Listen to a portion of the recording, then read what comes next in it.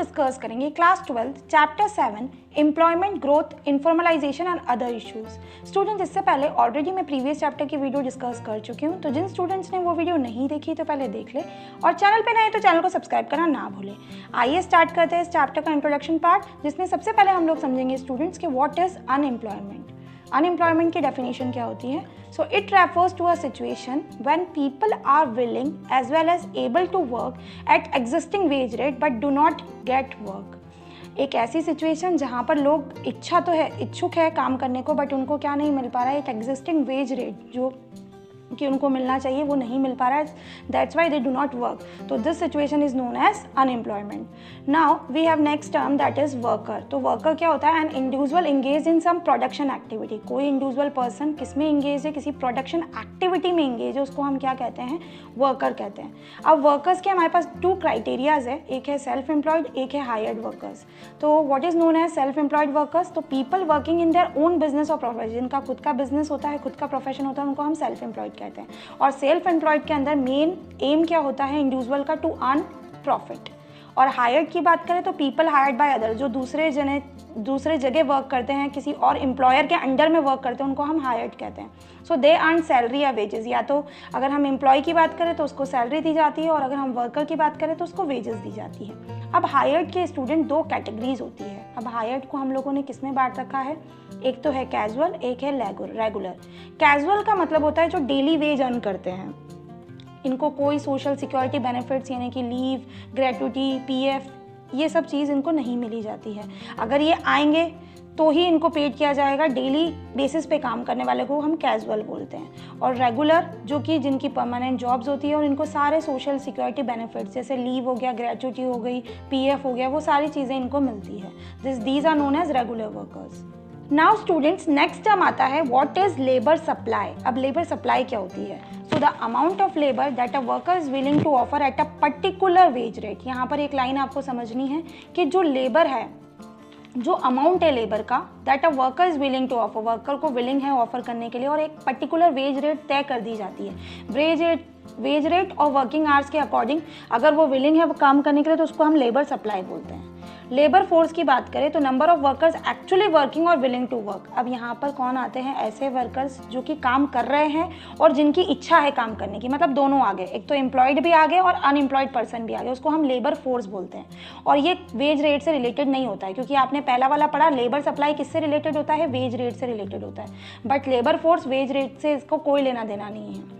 Next work force की बात करें जो कि करंटली वर्किंग है, यानी कि जो number of person that are actual working, जो अभी काम कर रहे हैं, उनको हम वर्क फोर्स बोलते हैं। So number of person unemployed अगर हमें निकालना है तो क्या फॉर्मूला होगा? हम लेबर फोर्स में से वर्क फोर्स को माइनस कर देंगे, सो हमारे नंबर ऑफ पर्सन निकल जाएंगे जो कि अनएम्प्लॉयड है। और अगर हमें रेट निकालनी है तो work force divided by total population into 100, इससे हम रेट निकाल सकते हैं। अब अगर हम नेक्स्ट पर टॉपिक आता है हमारा size of workforce. Size of workforce में हमने एक पर्टिकुलर डाटा लिया है 100 का, 100 में से 70 मेल्स है, 30 फीमेल्स है। तो वर्कफोर्स के अंदर हम दोनों का क्राइटेरिया, एक रूरल एरिया एक अर्बन एरिया, यानी कि 70% लोग हमारे रूरल एरिया के अंदर है और 30% लोग हमारे अर्बन एरिया के अंदर है। अब हम एक क्राइटेरिया देख रहे हैं फीमेल और मेल वर्किंग पॉपुलेशन का 100 में से। तो रूरल एरिया के अंदर फीमेल का जो वर्किंग रेशियो है वो है 41.8%, मेल का है 58.2% और अर्बन के अंदर फीमेल का है 35.3% और मेल का है 64.7%। ये थोड़ा सा डाटा है जो कि आपको इस चैप्टर के अंदर, वैसे आपसे एग्जामिनेशन में नहीं पूछा जाएगा, बस एक ओवरऑल व्यू या नॉलेज के लिए आप याद रख लीजिए। नेक्स्ट है occupational structure. Students, occupational structure को हम बोलते हैं डिस्ट्रीब्यूशन ऑफ वर्कफोर्स, कि हम वर्कफोर्स को किस तरीके से डिस्ट्रीब्यूट करते हैं। सो आपको पता होगा, प्रीवियसली भी आपने पढ़ा है कि हमारे जो ऑक्यूपेशनल स्ट्रक्चर्स है उसमें 3 सेक्टर्स है। कौन कौन से? First is your primary, that is your agriculture sector, secondary means industrial sector and tertiary means service sector। अब कितना परसेंटेज प्राइमरी का है? 43.8% आज भी कंट्रीब्यूट करता है प्राइमरी सेक्टर, जीडीपी कंट्रीब्यूशन में सबसे ज़्यादा है। सेकेंडरी का रोल है 24.7% और tertiary sector that is your service sector, उसका रोल है 31.5%। So these are all the 3 sectors जो कि अभी हमारे यहाँ पर डिस्ट्रीब्यूशन किया हुआ है as a work force. Now next term आती है इस चैप्टर के अंदर व्हाट इज जॉबलेस ग्रोथ। अब जॉबलेस ग्रोथ क्या होती है? जैसे आप समझ रहे हैं यहाँ पर वर्ड लिखा हुआ है जॉबलेस, मतलब ग्रोथ तो हो रही है बट जॉब्स कंपैरिजनली नहीं बढ़ रही है। इट मीन्स प्रोडक्शन हो रहा है, प्रोडक्शन की कैपेसिटी बढ़ रही है बट एम्प्लॉयमेंट उतनी रेट से नहीं बढ़ पा रहा है। So what it definition says to you, it refers to a situation when GDP is increasing owing to increase in technology without any rise in the level of employment. इसका मतलब एक ऐसी सिचुएशन जहाँ पर जीडीपी जो है वो अपनी रेट से बढ़ रहा है लेकिन और टेक्नोलॉजी भी बढ़ रही है बट लेकिन हम क्या देख रहे हैं, जो एम्प्लॉयमेंट का लेवल है उसमें कोई बढ़ोतरी नहीं हो रही है। This is known as jobless growth. Next term आता है आपका यहाँ पर स्टूडेंट्स इस चैप्टर के अंदर casualisation of workforce. Casualisation of workforce हम किसे कहते हैं? It refers to a situation when a percentage of casually hired workers tends to increase over time. ये एक ऐसी सिचुएशन है जिसमें हम क्या देखते हैं, जो कैजुअल वर्कर्स हैं, जो डेली वेज अर्नर्स हैं, उनकी कैपेसिटी जो है दिन ब दिन बढ़ती जा रही है, उसको हम कहते हैं कैजुअलाइजेशन ऑफ वर्कफोर्स। नेक्स्ट आता है इनफॉर्मलाइजेशन। इस चैप्टर के अंदर नेम था इनफॉर्मलाइजेशन। तो हम दो सेक्टर्स देखेंगे इनफॉर्मलाइजेशन के अंदर, एक तो फॉर्मल सेक्टर, एक इनफॉर्मल सेक्टर। अगर हम फॉर्मल सेक्टर की बात करें तो इस सेक्टर को हम क्या कहते हैं? ऑर्गेनाइज सेक्टर कहते हैं, जहाँ पर सारे रूल्स एंड रेगुलेशन अबाइड होते हैं, फॉलो किए जाते हैं और प्रोटेक्ट किया जाता है इनको लेबर लॉज के द्वारा। और इनफॉर्मल का मतलब जितने भी अनऑर्गेनाइज सेक्टर्स होते हैं, जो कि हम बोल सकते हैं प्राइवेट सेक्टर्स के अंदर देखने को मिलते हैं और not protected by labour laws के द्वारा प्रोटेक्ट नहीं किया जाता है इनको। It refers to a situation when a percentage of workforce in formal sector tends to decline and in informal sector tends to increase. और अगर हम दोनों सेक्टर्स का कंपैरिजन करें तो अभी 90% पॉपुलेशन हमारी किस पे डिपेंडेंट है? इनफॉर्मल सेक्टर्स पे डिपेंडेंट है। वाई? और ऐसा क्यों है? क्योंकि फॉर्मल सेक्टर्स में इतनी जॉब्स ही नहीं है और सबको मिल भी नहीं पाती है। सो दैट्स द रीज़न कि हमारा इनफॉर्मल सेक्टर जो है वो कंटिन्यूसली बढ़ रहा है। नेक्स्ट आता है unemployment in India. Unemployment in India में हमें दोनों कैटेगरी, एक तो रूरल एरिया और एक अर्बन एरिया। सो अब हमें रूरल एरिया के अंदर किस टाइप की अनएम्प्लॉयमेंट देखने को मिलती है? एक है डिस्गाइज्ड अनएम्प्लॉयमेंट, जिसको हम हिडन अनएम्प्लॉयमेंट भी कहते हैं। इसका मतलब क्या होता है स्टूडेंट्स, एक्चुअली वर्किंग लोग जो है वो ज़्यादा है और रिक्वायर्ड लोगों की जो ज़रूरत है वो कम है। तो number of workers that is engage in a job is much more than the number of people actually required. जितने की ज़रूरत नहीं है वो भी उसमें इंगेज है ऑलरेडी। आउटपुट जनरेट उतना ही हो रहा है जितने वर्कर्स की काम है, बट लेकिन जो बाकी के जो एक्स्ट्रा जो पीपल एडेड है उसको हम क्या बोलेंगे? Disguised unemployment. और इसका एक और नाम है हिडन अनएम्प्लॉयमेंट। नेक्स्ट आता है सीजनल अनएम्प्लॉयमेंट। सीजनल का मतलब होता है जो कि हमें सीजनल एक्टिविटी हमें मोस्टली एग्रीकल्चर सेक्टर के अंदर देखने को मिलती है बिटवीन सीजन्स। सपोज को फॉर एग्जांपल समर्स के टाइम कोल्ड ड्रिंक्स का सीज़न जब ज़्यादा रहता है तो उस समय कोल्ड ड्रिंक्स की डिमांड रहती है, but after the season off तो वो डिमांड क्या हो जाती है? कम हो जाती है। तो ऑटोमेटिकली उस समय जो लोग आइडल बैठे रहते हैं तो उसको हम कहते हैं सीजनल अनएम्प्लॉयमेंट। नेक्स्ट आता है अर्बन अनएम्प्लॉयमेंट। अब अर्बन के अंदर हमें दो टाइप की अनएम्प्लॉयमेंट देखने को मिलती है, एक तो है इंडस्ट्रियल, एक है एजुकेटेड अनएम्प्लॉयमेंट। इंडस्ट्रियल का मतलब होता है डेट वर्क्स इन इंडस्ट्रीज या फिर पैटर्न चेंज। ऐसी अनएम्प्लॉयमेंट जो कि हमें इंडस्ट्रीज़ के अंदर देखने को मिलती है, या तो कोई पैटर्न चेंज हो गया इंडस्ट्री के अंदर, कुछ टेक्नोलॉजी चेंज हो गई उसके कारण। और एजुकेटेड अनएम्प्लॉयमेंट का मतलब होता है जिनके पास डिग्रीज है बट स्किल्स नहीं है काम करने का, वो हमें देखने को मिलती है अर्बन एरिया के अंदर। Common types of unemployment. कौन कौन सी कॉमन टाइप्स की अनएम्प्लॉयमेंट जो कि देखने को मिलती है? फर्स्ट है ओपन अनएम्प्लॉयमेंट। ओपन को हम इनवॉलंटरी भी कहते हैं। What it means? ओपन का मतलब when person is able to do a job at a particular wage rate. Person तैयार तो है काम करने के लिए पर्टिकुलर वेज रेट पे, बट लेकिन उसको काम नहीं मिल पा रहा है, उसको हम कहते हैं ओपन अनएम्प्लॉयमेंट।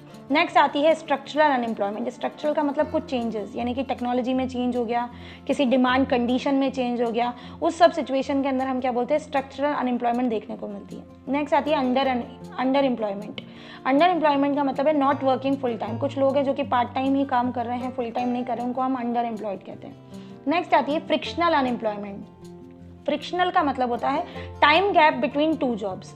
सपोज कोई पर्सन है, अब उसने कोई जॉब छोड़ दी और उसके बाद उसके पास अभी कोई जॉब नहीं, वो आइडल घर पे बैठा हुआ है, तो जो समय है उसको नई जॉब को लगने में, अब वो कितना भी हो सकता है 3 मंथ्स 6 मंथ्स या फिर 1 ईयर, तो वो जो टाइम गैप है दो जॉब के बीच में, जिसको हम बोलते हैं frictional unemployment, that is temporary unemployment. Next आता है साइक्लिक अनएम्प्लॉयमेंट। साइक्लिक का मतलब होता है जो बिजनेस साइकिल पर डिपेंड करती है। यहाँ पर मैंने आपको बना रखा है बिजनेस साइकिल का डायग्राम, जिसमें एक पीरियड ऐसा होता है बिजनेस के अंदर जब बूम पीरियड होता है, और बूम के समय तो मैक्सिमाइज जो प्रॉफिट है इंडिविजुअल को काफ़ी प्रॉफिट मैक्सिमाइज रहता है इस समय। लेकिन एक कंडीशन ऐसी भी आती है जब रिसेशन का टाइम हो जाता है, जहाँ पर प्रोडक्शन भी कम हो जाता है, जॉब्स भी कम हो जाती है, डिप्रेशन का पीरियड आता है और फिर नेक्स्ट रिकवरी का आता है। तो ये साइक्लिक अनएम्प्लॉयमेंट हमें बिजनेस के अंदर देखने को मिलती है। नेक्स्ट आता है what are the causes of unemployment. This is the most important question जो कि आपके एग्जाम में पुटअप हो सकता है कि what are the causes of unemployment. तो फर्स्ट रीजन है population growth. As you all know that कि हमारी पॉपुलेशन दिन ब दिन डे बाय डे बढ़ती जा रही है, तो एक कारण है अनएम्प्लॉयमेंट की कंडीशन क्रिएट होती जा रही है। नेक्स्ट है स्लो इकोनॉमिक ग्रोथ। अब ग्रोथ तो हो रहा है बट इतना फास्टली नहीं हो रहा है जितने कि लो लेवल ऑफ इन्वेस्टमेंट की कमी है, लिमिटेड स्किल्स है, जिसके कारण हमारा जो ग्रोथ है वो धीरे धीरे हो रहा है। नेक्स्ट रीजन है lack of irrigational facilities. As you all know that कि हमारी 40 to 50% जो हमारी पॉपुलेशन है वो ऑलरेडी एग्रीकल्चर पे डिपेंडेंट है, तो वहाँ पर इरिगेशन की अच्छी फैसिलिटीज़ नहीं है, जिसके कारण अनएम्प्लॉयमेंट की सिचुएशन देखने को मिलती है। Agriculture is seasonal occupation. Many of the population engage in agriculture और वो एक सीजनल एक्टिविटी है। सो सीजन के बेसिस पे जब सीजन अच्छा रहता है तब तो एम्प्लॉय रहते हैं, और जब सीजन ऑफ सीजन रहता है तो अनएम्प्लॉयमेंट की कंडीशन हमें देखने को मिलती है। Joint family system. Joint family system बहुत सारे ऐसे बिजनेसेस हैं जो कि जॉइंट में चल रहे हैं। एक तरीके की उस समय भी हमें अनएम्प्लॉयमेंट की कंडीशन देखने को मिलती है। लिमिटेड मोबिलिटी ऑफ लेबर की मोबिलिटी बहुत कम देखने को मिलती है from one place to another. ये भी एक कारण है अनएम्प्लॉयमेंट की सिचुएशन का। नेक्स्ट, ये सारे कॉजेज हैं अनएम्प्लॉयमेंट के। अब हम देखते हैं क्या क्या मेजर्स हैं जिससे कि हम रिड्यूस कर सकते हैं अनएम्प्लॉयमेंट की सिचुएशन को। पहला है प्रोडक्शन को इंक्रीज़ किया जाए, तो अब ऐसी चीज़ की जाए जिससे कि हमारी प्रोडक्टिविटी बढ़ाई जाए। नेक्स्ट है प्रोडक्शन भी इंक्रीज़ करें हम, साथ साथ हम प्रोडक्टिविटी पे भी ध्यान दें और हमारा जो आउटपुट है लैंड का वो हम इंक्रीज़ करने की कोशिश करें। थर्ड, एजुकेशनल रिफॉर्म्स में हम चेंजेस लेकर आए, हम वोकेशनलाइजेशन को फोकस करें। वोकेशनलाइजेशन का मतलब होता है सिर्फ थ्योरी पे ध्यान नहीं दिया जाए, प्रैक्टिकल स्किल्स पे ध्यान दिया जाए। एजुकेशन सिस्टम ऐसा होना चाहिए ताकि अनएम्प्लॉयमेंट की सिचुएशन को रिड्यूस किया जा सके। नेक्स्ट है प्रॉपर टेक्निक ऑफ प्रोडक्शन की प्रॉपर टेक्निक यूज़ हो, जैसे कि LIT that is labour intensive technique या फिर कैपिटल इंटेंसिव टेक्निक। दोनों टेक्निक्स में से ध्यान दिया जाए कि किस पे हमें ज़्यादा फोकस करना है। एम्प्लॉयमेंट प्रोग्राम्स और स्कीम्स गवर्नमेंट को लॉन्च करनी चाहिए जिससे कि ज़्यादा से ज़्यादा लोगों को रोज़गार मिले।